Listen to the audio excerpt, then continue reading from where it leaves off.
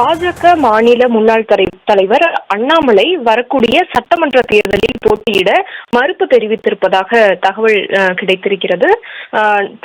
அதாவது பாஜக மாநில தலைமை நயினார் நாகேந்திரன் அவர் அண்ணாமலையை தொடர்பு கொண்டு கேட்டபொழுது அவர் வரக்கூடிய சட்டமன்ற தேர்தலில் போட்டியிட விரும்பவில்லை என்றும் அதன் பிறகு வரக்கூடிய நாடாளுமன்ற தேர்தலில் நான் போட்டியிட விரும்புவதாகவும் அவர் கூறியதாக தகவலாக நமக்கு கிடைத்திருக்கிறது.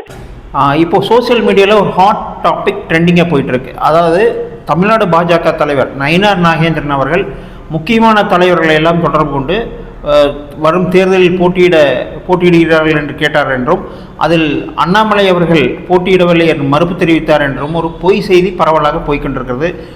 அது உண்மை செய்தி அல்ல.